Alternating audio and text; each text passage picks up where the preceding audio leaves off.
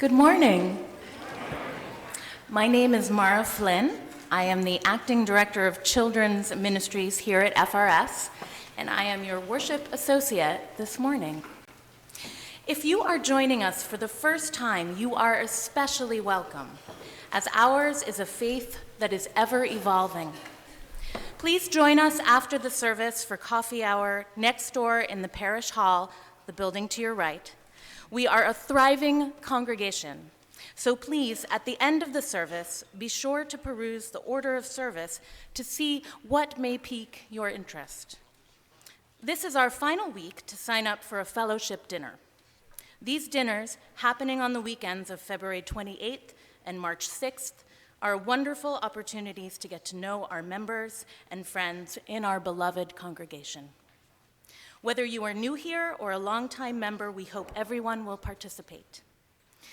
It is my pleasure to welcome Professor Edward Carson as our guest speaker this morning and his wife, Jeanette.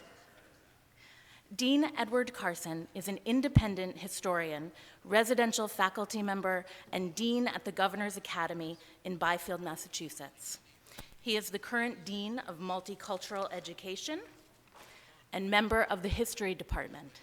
We are thrilled to have him with us this morning.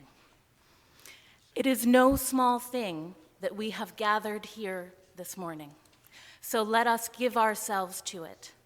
I welcome one and all to our church and our worship service. Thank you. It is good to be together.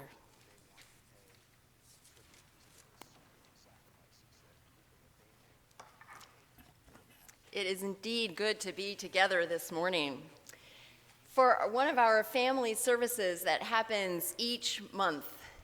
And I have to say, I refrain most Sundays from responding to what I'm seeing when I look out here, but it is one of my favorite moments of the week when I sit here and watch. I watch you come in and I notice things about you more than you might realize, and it's all good.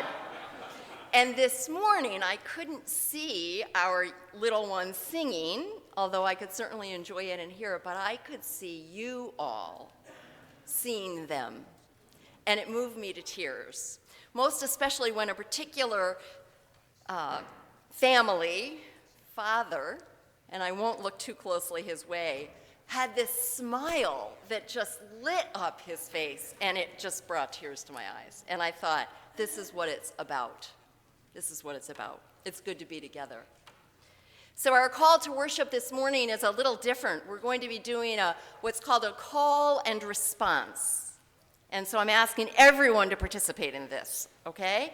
Here's what's going to happen. I'm going to say something, and when I do, you're going to all respond and say, then all lives will matter. Then all lives will matter. Okay, so can we practice that? So I'll say a sentence, and you'll say, then all lives will matter. Yeah, excellent. So because we believe that all people are made of the same divine stardust and matter and deserve to be treated with dignity and respect, and because we know that is not the case today, we affirm that when black people are treated the same as white people, when tan and brown and yellow-skinned people are treated the same as white people, when indigenous people are treated the same as white people,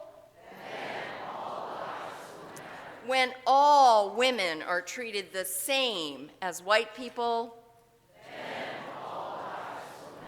when all people are honored for their history, heritage, and culture, and all people live safe and free, then all lives matter will finally be true.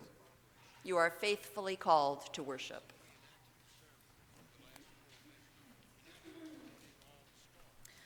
At this time, I would like to invite forward David, Carrie, Katie, Maddie, and Nikki Krebs, who will light our chalice and candles of peace.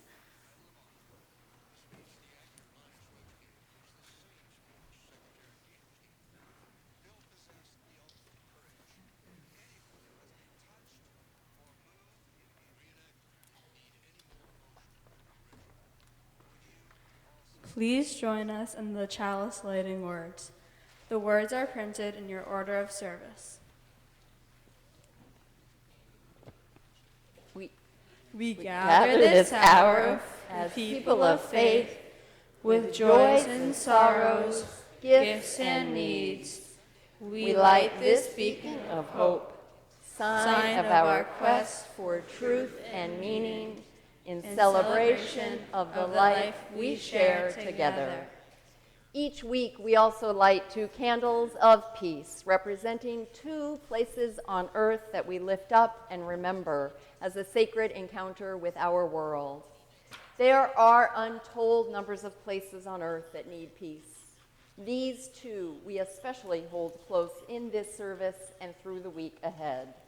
After each candle is lit, we will speak the words together for peace in English, Arabic, and Hebrew. Peace, salam, shalom. Our first candle this morning is lit for our country, where each year February marks a dark milestone in the story of gun violence in America. For by early February, more Americans are killed with guns in the United States than are killed in other high-income countries in an entire calendar year. 100 people die every day by some form of gun violence in our country. As we celebrate the steps that are being taken to create common sense gun control, we honor all those who have unnecessarily lost their lives, disproportionately Black and brown people. Peace, salam, shalom.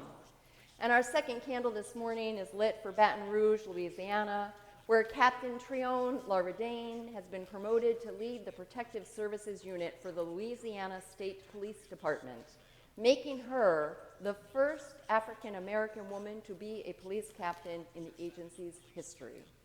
We celebrate this victory and pray for continued equity for all people. Peace, salam, shalom. Please rise in body or spirit, and let's join together in our opening hymn, number 188, Come, Come, Whoever You Are.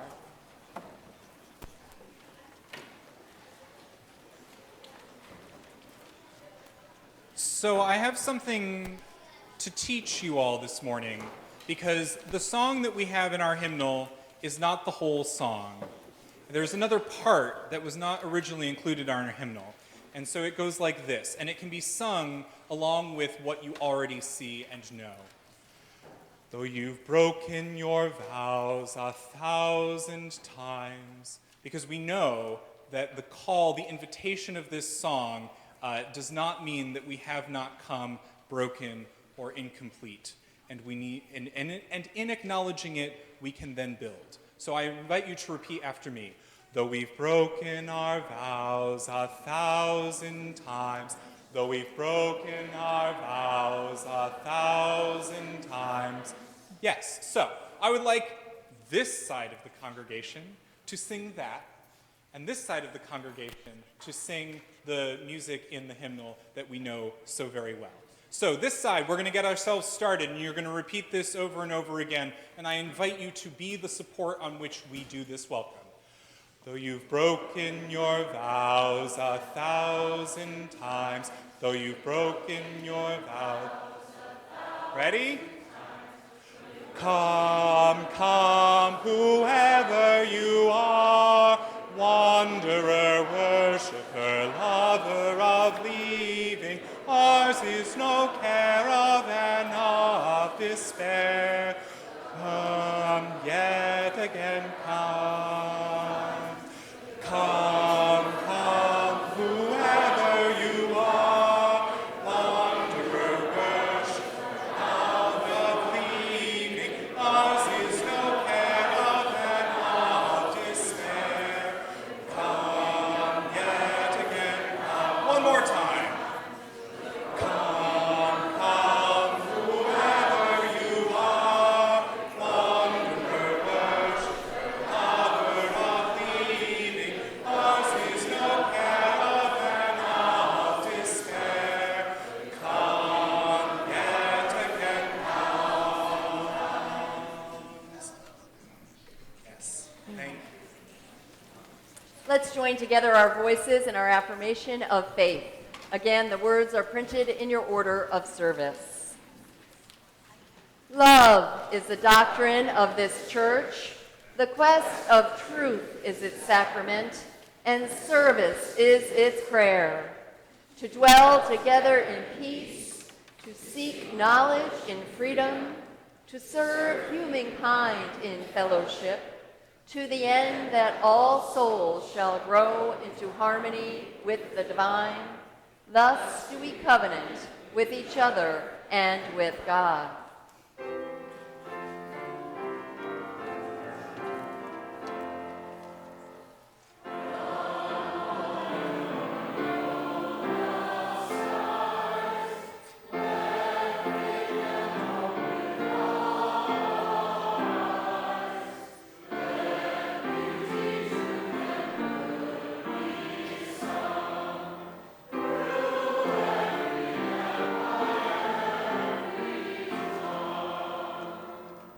Please be seated.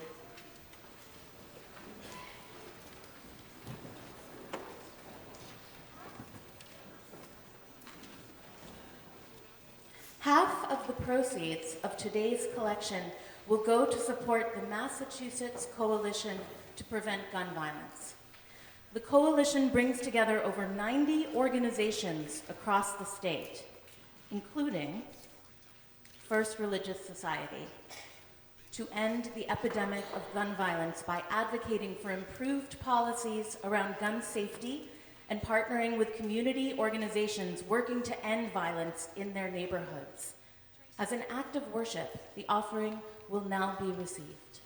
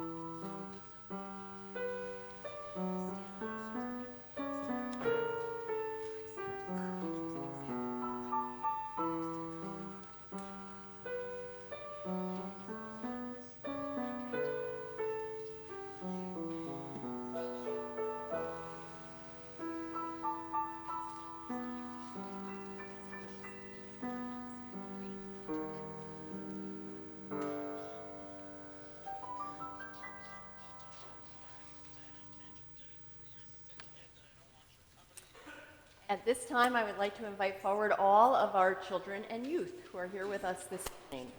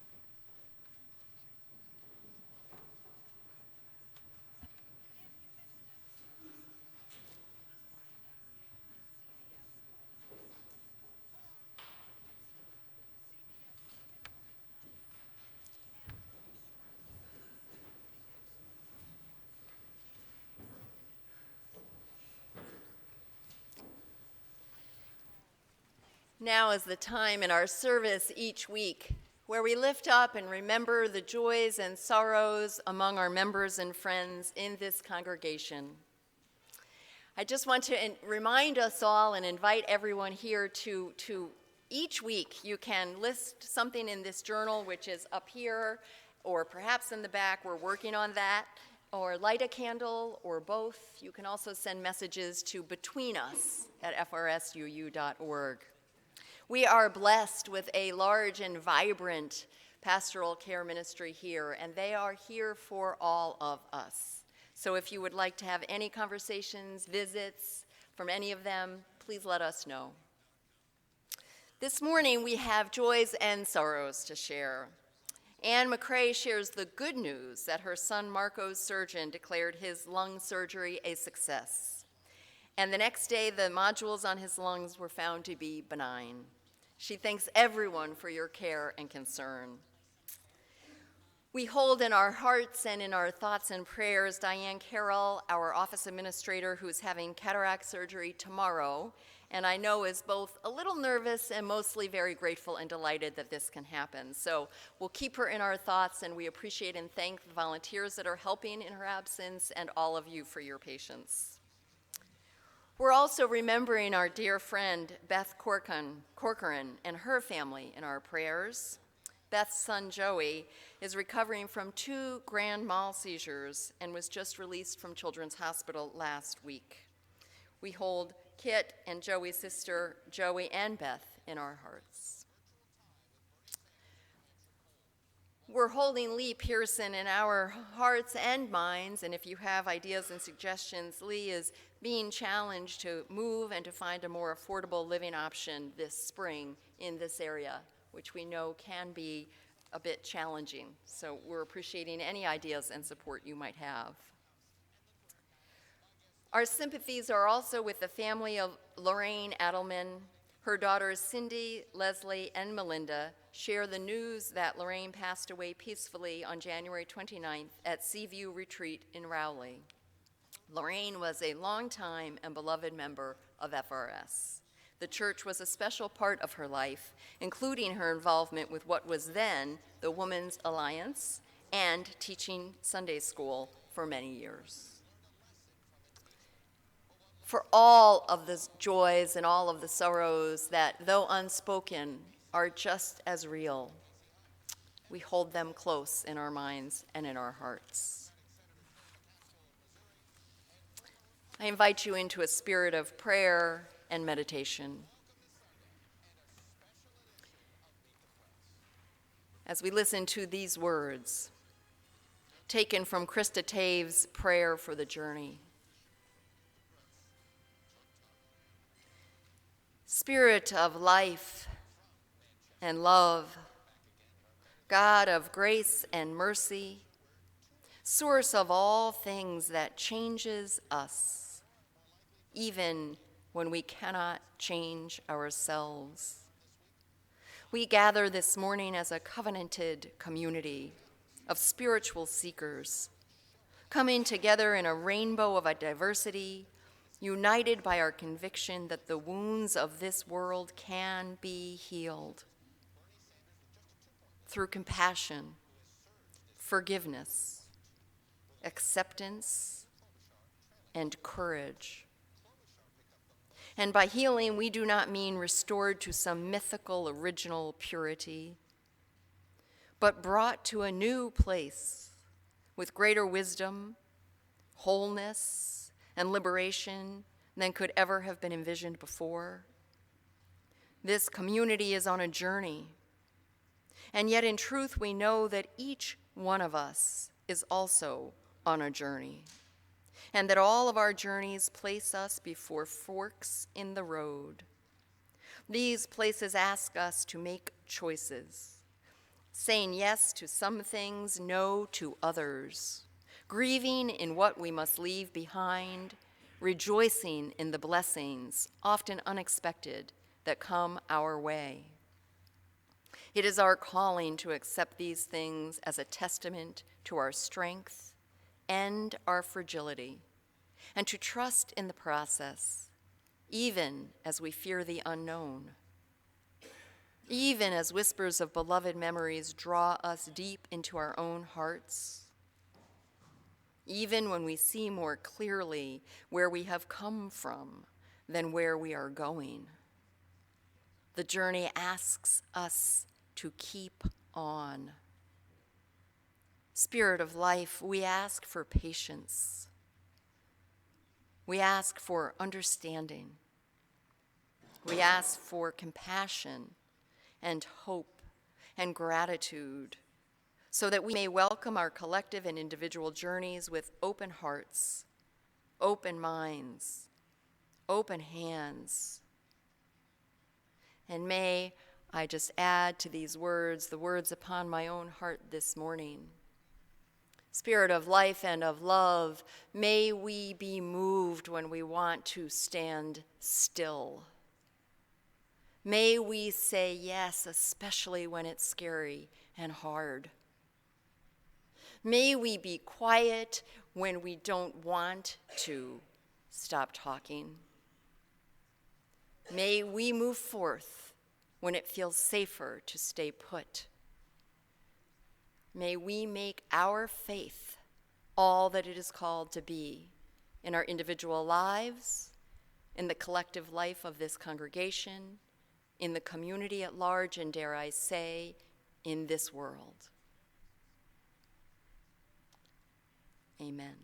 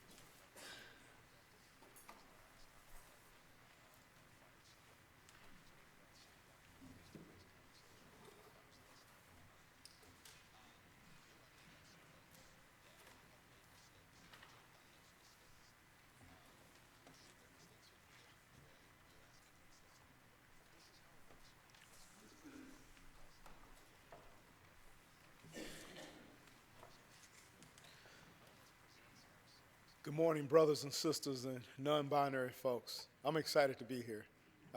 This is morning. Thank you. I need that. Come on. Make me feel at home, a little relaxed and everything. Even a brother like me can have a little nerves up here sometimes, too. I kid you not. All right, man, I'm sitting. I'm sitting here and I'm thinking, I feel like folks knew exactly what I had to say. And what I'm going to talk about in many ways, I do, after hearing everything this morning so far, feel like I am literally speaking to the choir. But, folks, you guys sounded great, by the way. Sounded outstanding. Yeah, outstanding. Absolutely. Yes. You know, I want to start off with kind of a narrative centered around the year 1963. And thinking about looking back and looking forward in the present day, and then kind of moving toward what I'm going to call some recommendations, some advice in terms of allyship, how to be an ally. But yet, being an ally is complicated. And even myself, I find myself in particular instances where I have to remind myself that when I'm being an ally to other marginalized and oppressed groups, that I have to be welcome into that space. And that's a challenge for me sometimes, too, as I think about my intersectional realities as being male, and as being male, that brings about certain levels of privileges, too. Denise McNair, Addie Mae Collins, Carol Robertson, Cynthia Wesley. Today's social justice activists frequently remind us of black victims who have suffered at the hands of white supremacists. We have grown accustomed to folks reading old names and adding new names to that list quite frequently. We know some of them most recently, and we can probably speak them by heart. Trayvon Martin, Sandra Bland, Botham Jean, Eric Gardner. And yet, let me remind you of the names of that first list I gave you. Denise McNair, Addie Mae Collins, Carol Robertson, Cynthia Wesley. As was the case on September the 15th, 1963, at the 16th Street Birmingham Baptist Church, black social justice activists were accustomed to reading a list of names of black folks who were murdered by white supremacists, executed. The list I just read comprises of folks you know. And if you don't recognize the names, I'm going to remind you of those names again, right? Those are the names of folks you may know as the 4 little black girls. Their lives were cut short because segregationists despised the aspirations of black folks, people who just wanted the right to vote, folks who wanted to own a home and live in particular neighborhoods of their choosing, folks who wanted to protect themselves and demanded justice from courts that oftentimes worked and operated against them in so many ways. They died too because of, well, they came to a church like this one morning. And for many of you that are close to your age, as they came in hopes of being a better person to make the world a little bit better. And they didn't leave that church that morning. Unfortunately, in their aspirations for being better people, they had to die because some folks don't believe that certain people who look like me and look like other people had the right to exist in their own reality. Being a soul brother from Montgomery, Alabama, that's another story. We could have a long conversation about that, right? A long conversation about that. But don't get me wrong now. I mean, I'm from Montgomery, Alabama, and we know the legacies and the ruling and the historical facts that deal with white supremacy that exist there too. But let's keep in mind here that those things don't escape the great liberal North either, all right? And that's part of the work we have to do. All right, we're talking about from Boston to Montgomery and Montgomery back to Boston. And it's just that's here. Back home, I'm reminded daily of the ubiquitous nature of white supremacy. I'm reminded constantly and quite frequently of who I am and supposedly what my place is supposed to be. You learn a little bit more about me, you'll know that I get in a lot of trouble. Oftentimes I don't stay in the spaces that I'm supposed to be in because I'm constantly pushing back on people and telling them who I am, what I'm going to do, and how we're going to transform society. The two major public high schools back home for me, Montgomery, Alabama, right? And I think you know recently in the news that Montgomery elected, in over its 200-year history, its first black mayor, right? Over 200 years. Come on. Round of applause for that, right? 200 years before they elected their first black mayor in a city that constitutes 56% of black folks that live there. And it still took 200 years. But yet in a city where the two major public high schools are named, ready? Robert E. Lee High School. I kid you not, I know, right? Robert E. Lee High School. Oh, and the president of the Confederacy, Jefferson Davis High School. Confederate monuments in my hometown that remind me daily of my particular place. I see circulating all the time the Confederate flag to remind me, boy, don't speak too loud and don't be too vocal about your positions dealing with issues of equal justice, love and care and compassion and empathy, all the things we've heard this morning. They say that and they tell me that. Well, as my wife will tell you, I'm a bit aggressive. Some of those things too. I mean, even here in the great liberal north in North Andover, Massachusetts, just 3 years ago, I saw a big old pickup truck with this large Confederate flag on it. And sitting there and watching it, and watch folks walk by it, angered me so much that I got out of my car and I took it down out of the truck. Right? They are. And you know what? Hey, just because they think I'm violating their property and they're violating my rights as a human being and thinking about us as humanists within the society, I sat down and wrote them a little love letter too. I gave them a history lesson, a little lecture on, come on, let's think about this for a second. Oh, and I left them my email address and told them to reach out to me anytime they want to talk about this too. Have no problem with that whatsoever, because that's what we have to do, and that's what I need folks like you to do. Because again, first, I need you to be my ally. That is most important. Black folks being reminded of our place here in 2020 and feeling no remorse from other folks who don't see the realities that black lives do matter. Black lives do matter today as they did in 1963, as they did in 1965. Thus, I think back to those 4 little black girls who at the ages of 13 and 14 were the same age as my mom, who grew up in both Linden, Alabama and Selma, Alabama, being a victim, the conditioning of weathering, the exploitation of being a black woman in a white supremacist or male supremacist world, and seeing no justice to her as she continues to live out her life knowing of the legacies that exist, and constantly worried about her son, her black son, who is unapologetically black, vocal, and willing to challenge any wrongdoing that's there, regardless if it's black folk, brown folk, my white allies, which is necessary, LGBTQ folks. So I bring you to this poem by Langston Hughes, as he told us, oh, those 4 little black girls who went to Sunday school that day, 4 little black girls, your age, who went to Sunday school that day and never came back home at all, but left instead their blood upon the walls of that church, because they were there to make the world a better place, and yet their blackness became a problem to others who could not reconcile that fact.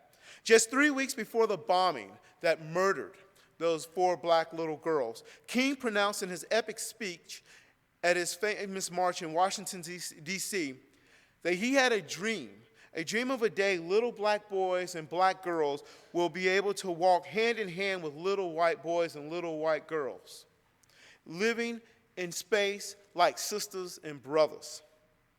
Yet, weeks later, King is attending the funeral of those black girls. He had to explain why these little girls would never hold hands with anyone again. He had to explain why they were martyrs, not for the content of their character, but they were martyrs for the color of their skin. That's what people had to see in the freedom struggle that existed. And that freedom struggle is not over yet, as we've heard already today. We're constantly struggling to protect folks in a world operated by the problems of capitalism, the problems of white supremacy, for the problems that certain people within the society believe that they get to make a decision of who belongs and who doesn't belong. Right? We can't stand for that, and we're here to continue to defy that as we continue to hear the message throughout this morning. King told thousands that these unoffending, beautiful, and innocent girls were victims of vicious and tragic crimes. They were victims because people sat around and said, it does not matter. And yet, I just heard this morning, I swear, and we did not have this conversation early enough, right? I kid you not, that we're thinking about folks that matter. And the sister up here is reminding us that folks do matter. And yet, in 1963, when those 4 girls were killed, there were people, yes, unfortunately, white folks sitting around who believed that, well, you know what? They were victims because, well, what do you want us to do? What are we going to do? How are we going to challenge those things? Being complicit, being bystanders, and watching is the greatest sin on the planet to ever exist. Folks who watch and observe and do nothing. That is the problem. We can never do that, regardless of what we do. And yet, moving beyond that in the year 1963, we watched an interracial vanguard push beyond the fear of love in the most radical way. Those white folks, the Unitarian Universalist brother, whom I suspect many, if not all of you know, Reverend James Reed, for example, who traveled to Selma, Alabama in 1965 to die for the souls of black folks. He went to Selma to die. And the brother didn't even realize he was going there to die. And that's exactly what happened to him. As his wife back home said, baby, don't go. This is dangerous. I have a moral obligation to go. And in the end, he died for the souls of black folks.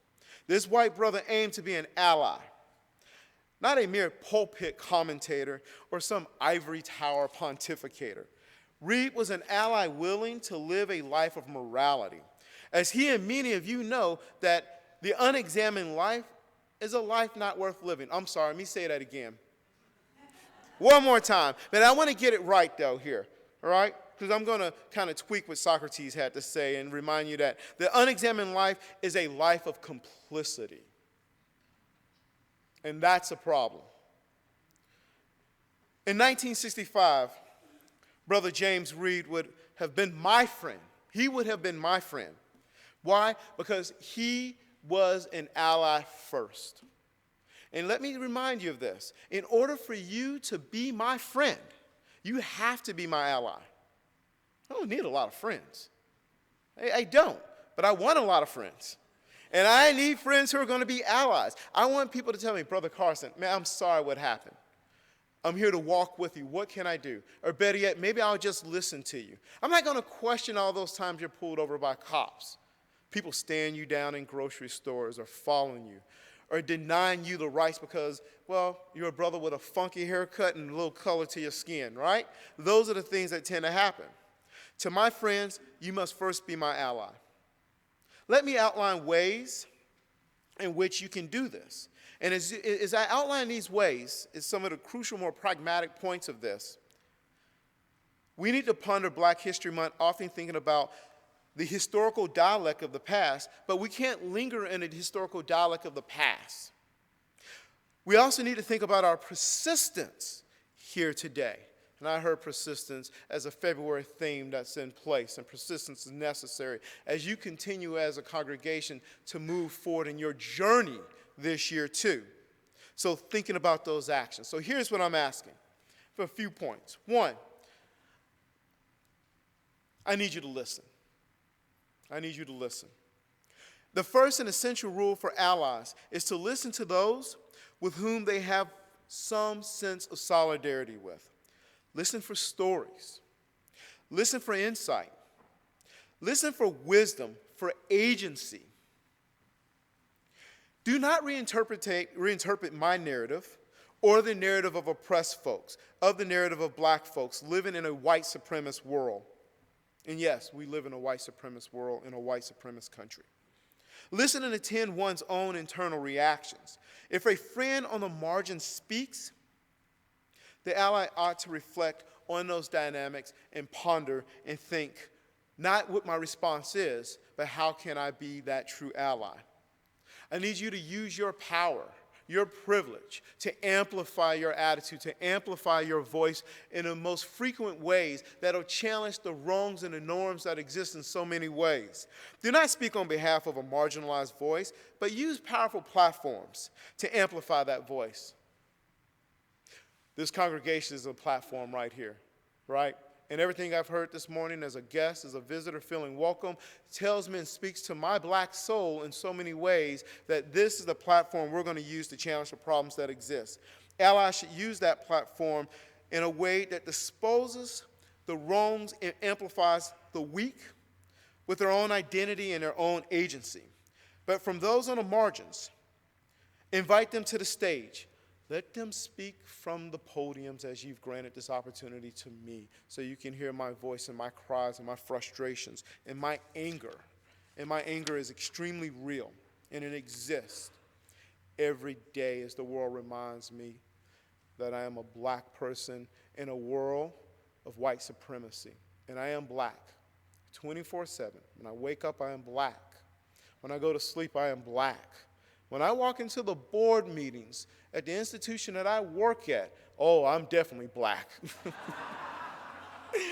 Extremely black. I need you to move out of the center, right?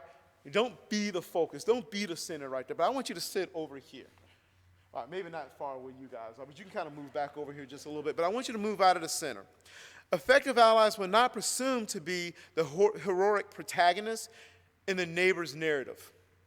Do not be a white savior. Imperialism has done nothing good for the world, and we've seen the problems of imperialism throughout. The ally should not be on a rescue mission, but should strive to pull alongside the friend on the margins, to empower and to support and to amplify, as we've noted, and to give agency, but do not eclipse. No one wants to be a project. Do I look like your pet? Right? I'm no one's pet. Not at all. Disagree without condemnation. Build together a context where disagreement does not mean condemnation. Now, you can disagree with something I'm saying this morning, but you don't have to condemn me for it, because I think many of you, if not all of you, know that I'm absolutely right in everything I've said thus far.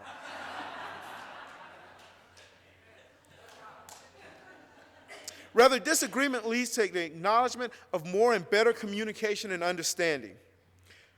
The people on the margins are not monolithic. We don't care nor work or operate within the same voice. But as humans, well, we're going to disagree a little bit.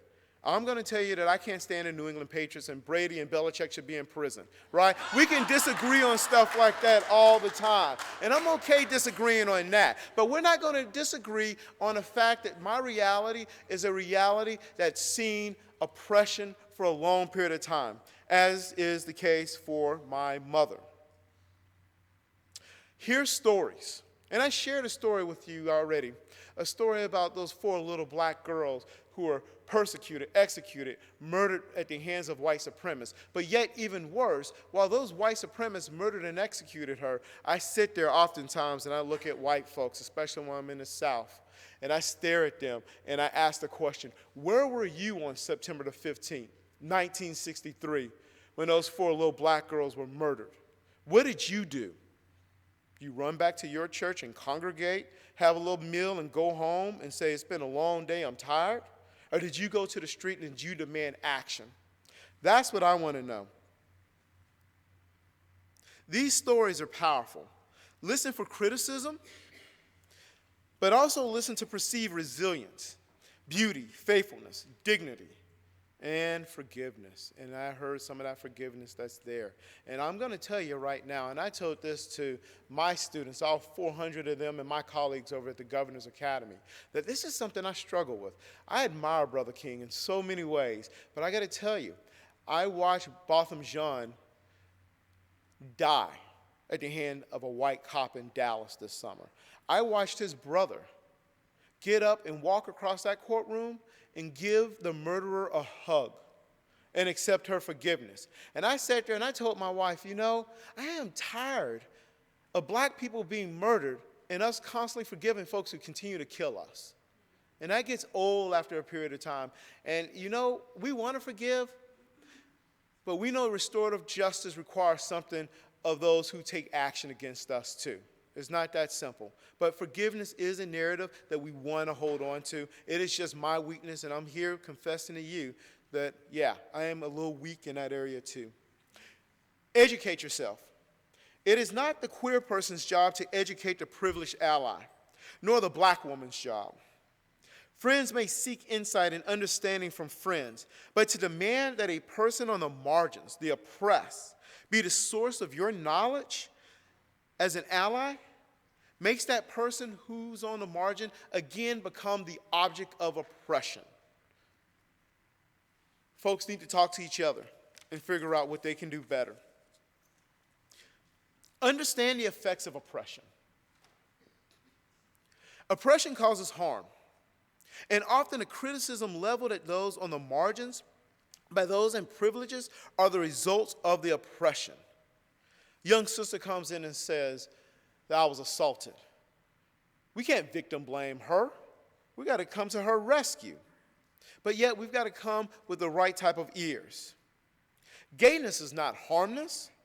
The institution oppression of gay and trans folks, that's harmful. And we don't accept any of that regardless. The invisible man is not weaker, less able, less smart, less worthy.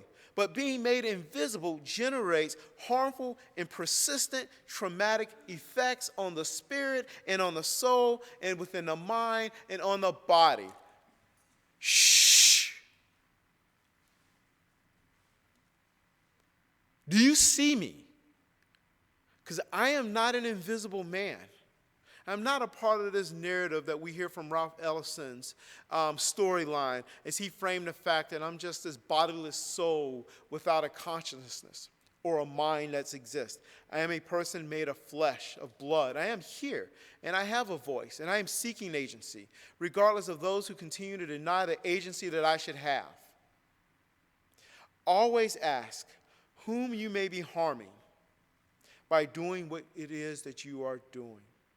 We want to be cautious of that too. Don't interrupt. Listen and hear without preparing a response, a defense, an interpretation. Be willing to give up the initiative and a directive of a conversation. In my intersectional realities, I'm an oppressed person because I'm a black man living in a white supremacist country, but yet I'm still a man. And because I'm a man, that makes me a bit of a sexist. And I've listened and I've watched, and boy, I am really good at mansplaining to women. Yeah, I am really, really, really good. And I do it all the time, and I catch myself. And I may get frustrated and angry and defensive, but yet when I'm corrected, I step back and I think and I listen about, I am oppressing this sister here. I need to step out of the way. Recognize the fault categories of normalcy. Recognize that inherited notions of normalcy create privileges for those in the default categories, forcing the exceptions to the margins. Normalcy receives implicit preference and favors. To be white is to be ideal. To be white is to be normal. To be white is what is expected. Oftentimes, white folks don't think about the fact that they're white, whereas folks who look like me think about who we are 24/7. Don't confuse the ought with the is. To say that one does not see gender, race, to claim to be colorblind, does not reflect reality. I demand that you see me. Better yet, I order you to see who I am, and I want you to know who I am. I am unapologetically black. I enjoy my skin and the intellect and the experience that brings, but I am demanding that you also see me and be my ally and be the allies of other marginalized and oppressed peoples that exist too. To ignore difference, even with a good will, denies the gifts of difference and exception, and ignores the beauty and the wisdom of variety. There's nothing better than variety, right? That exists. I often tell my students my most ideal dinner party is to have the trans folk, the gay folks, the black, the brown, the white allies, the Asian people, the indigenous people, surrounded at my table with a nice bottle of Cabernet, a steak that's probably not quite dead yet, right? And engaging and laughing and making small talk over a nice meal. That is the ideal. That is my perfect world right there. Recognize movements already in action.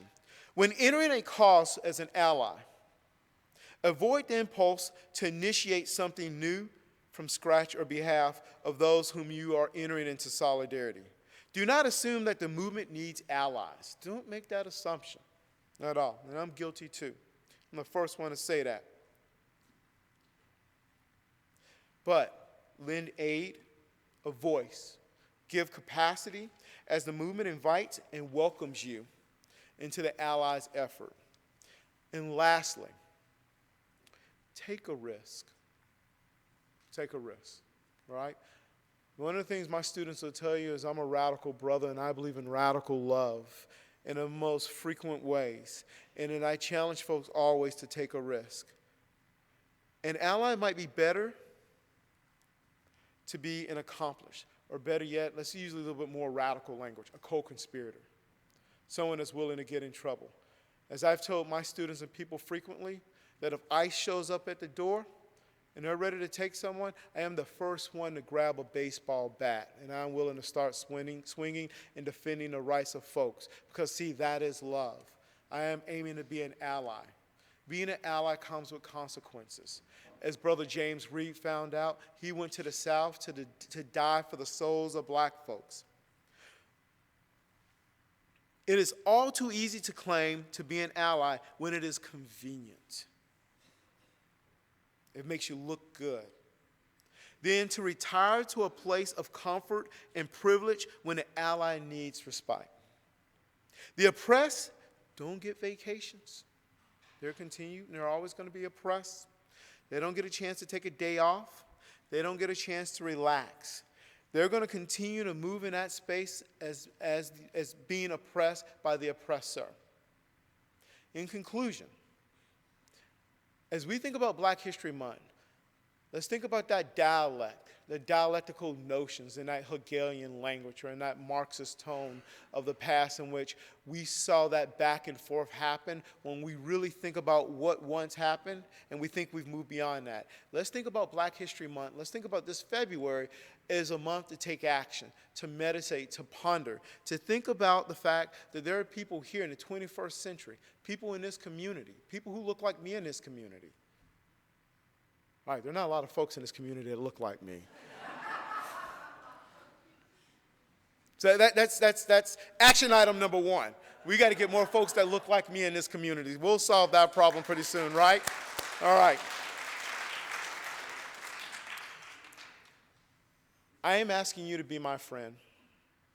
I want you to be my friend. I have felt welcome. My wife has felt welcome this morning. But you must understand, that in order for you to be my friend, I have to know that you're my ally, and not just my ally. You see, to be my friend, you must be my ally. But to be my friend, you also must be the ally of my trans brothers and sisters and friends. You have to be the ally to my gay brothers and sisters and friends. You must be the ally of brown brothers. You must be the ally of other peoples who are oppressed, indigenous folk, women. And you must stand and you must step in. You must be an accomplice to ending the oppression that's happened to them. Folks, thank you so much for having me here. I really appreciate your time, for listening to my stories and hearing my voice and your attentiveness. You're on the first step to being my ally. Thank you.